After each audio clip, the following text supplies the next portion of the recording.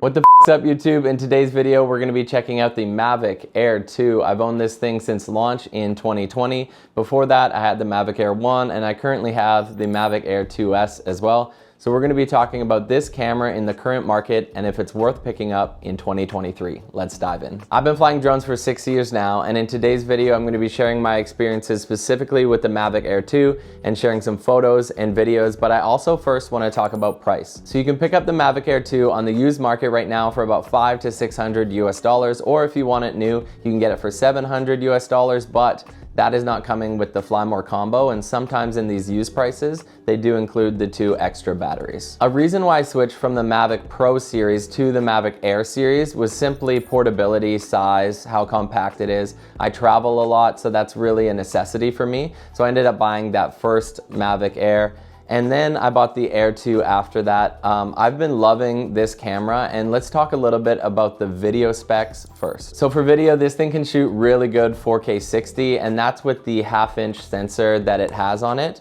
A few things to note is that that's only an 8-bit color. So if you like really color grading your footage in post, shooting in log, maybe that isn't the best option, but if this is like your first drone or second drone that you're ever picking up, I don't even think the 8-bit color is gonna be too much of a worry.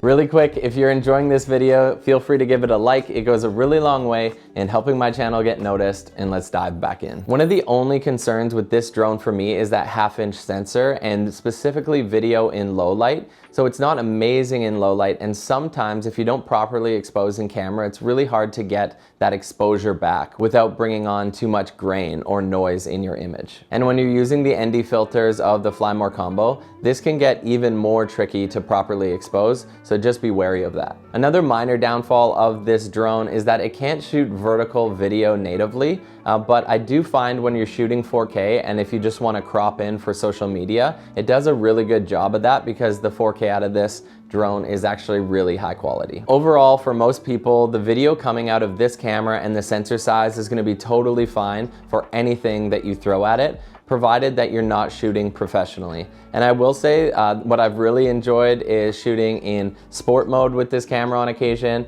and then the cine is really nice to get those slow panning shots. Now let's shift a little bit to photography. So for this camera, it shoots a 48 megapixel image, which is really good if you want to print in larger formats, which I've done. I was a school teacher in Shanghai, China, and I would always take my best photos from this drone and my travels and blow them up and print them in my classroom. Another feature that I really like for photography with this camera is that it'll stitch 3 images vertically together, and I use this a lot for landscapes. So it's gonna give you like a panorama but vertical style. So then when you go into Lightroom in post, it's really cool because then you have so much information to select how you want your image to look vertically, so you can recompose it in Lightroom. Again, for most people who shoot leisurely or even a little bit professionally, the photography on this camera and the sensor is totally gonna be enough. So before we wrap up, I really wanna talk about these intelligent DJI batteries that work with the Mavic 2 series, but also work with the 2S. These batteries last a really long time, and I always have at least 3 of them charged up in my kit. The one downside I do have is that if you charge them up and maybe leave them for a week, you're only gonna get about 60% out of them, even though they were at 100% when you charge them. Now for flight time, you get about 30 minutes with each of these batteries, so I can be flying well over an hour, and I don't really have to worry about that too much. Go home, throw it on the 3 charger that I have, and then I am set for the next shoot.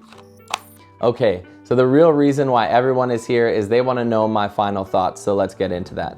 Is the Mavic Air 2 worth picking up in 2023? The answer is a resounding yes for me if you're a non-professional. So the video and photo you get out of this little drone is incredible. I think the used prices right now are extremely fair for the 2. The 2S I can't seem to find at a good value anywhere, but I think for the price, the value, the compactness, how it cuts through wind compared to the mini series, all of these features just make it a really high recommendation for me if it's your first or second drone. And we haven't even talked about the internal storage on this thing, which has saved me more than once. Mine is well used and well traveled, and I would highly recommend this drone to anyone who's shooting non-professionally in 2023. Keep an eye out for the Mavic Air 3 that's gonna be coming out later this year, and I'll be sure to update you guys with any rumors, specs, and the eventual release date of that drone, because I'm probably gonna be getting my hands on it as well. Thank you so much for stopping by the channel. We will see you in the next one. Matty out.